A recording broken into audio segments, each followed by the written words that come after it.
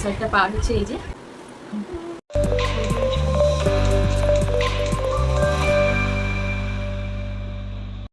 নমস্কার, কেমন আছেন সবাই? ঘরকন্যা আরও একটি ব্লগে আপনাদেরকে অনেক স্বাগত জানাই। পুজো তো চলে এসেছে, কিন্তু পুজোর কেনাকাটাটা আপনাদের সাথে শেয়ার করা হয়ে আর ওঠেনি। তো আজকে একটু সময় পেয়ে ভাবলাম আপনাদের সাথে পুজোর কেনাকাটাটা শেয়ার করি, তাই বসে পড়েছি সন্ধ্যাবেলা। তো প্রথমেই হাজব্যান্ডের পাঞ্জাবিটা দিয়ে শুরু করছি। তো এই পাঞ্জাবিটা আমি নিজে পছন্দ করে কিনেছি, আর ভীষণ মিষ্টি একটা কালার, কাপড়টাও খুব সুন্দর।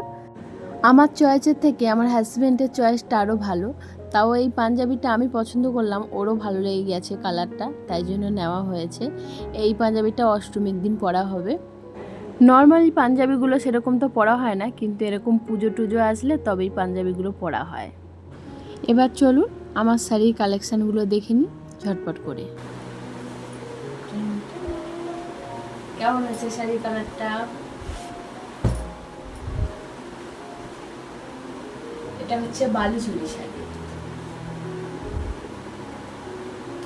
এটা হচ্ছে ব্ল্যাক, আর ব্ল্যাকের উপরে এটা হচ্ছে পিঙ্ক। কালারটা দারুণ লেগেছে আমাকে, কালারটা ব্ল্যাকের উপরে পিঙ্কটা দারুণ ফুটেছে, বেশ সুন্দর লাগছে। আর শাড়ির এই যে হচ্ছে আঁচল, কেমন লাগছে অবশ্যই কিন্তু বলবে, কমেন্ট করে দেয়।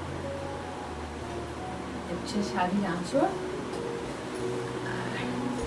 এই যে শাড়ি এরকম ব্ল্যাকের উপরে এই যে কাজগুলো করা, আর এইটা হচ্ছে আঁচল, এই যে এরকম কাজ করা,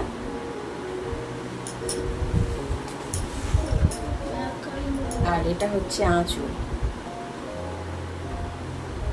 আর এটা হচ্ছে পাড়।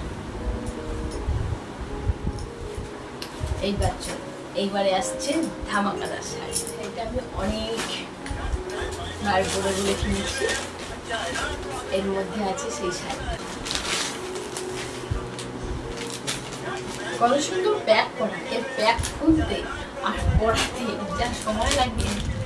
এই যে প্যাক দেখো, এর উপরে আরো একটা প্যাক, এই যে প্যাকটা এই যে খুলতে হচ্ছে। বাবা আওয়াজ আসছে, আমি কথা বলছি, আমার ছেলের ফোনে আওয়াজ পাচ্ছে। তো এই যে শাড়িটা, এই শাড়িটা হচ্ছে, বলো তো তোমরা নিশ্চয়ই শাড়িটাকে চেনো, অনেকেই চেনো, বলো এই শাড়িটার নাম কি? বল। এই যে শাড়িটার পাড় এইটা, আর অলরেডি কাজ করা এইটা। শাড়িটা পাড় হচ্ছে এই যে, আর অল বডি হচ্ছে এই যে,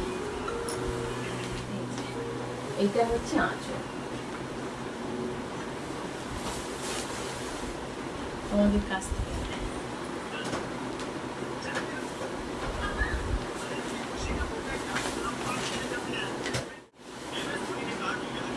তো এই শাড়িটার নাম বলে দিচ্ছি, এটা হচ্ছে স্বর্ণচুরি শাড়ি। কেমন লাগছে বলবে, আর শাড়িটা ভাঁজ খুলে যাবে। আর তোমাদের সাথে শেয়ার করি এই যে একটা চুড়িদার, কর্নাটা দেখো কত সুন্দর এমব্রয়ডারি কাজ করা, আর এই সুন্দর চুড়িদারটা কিনেছি।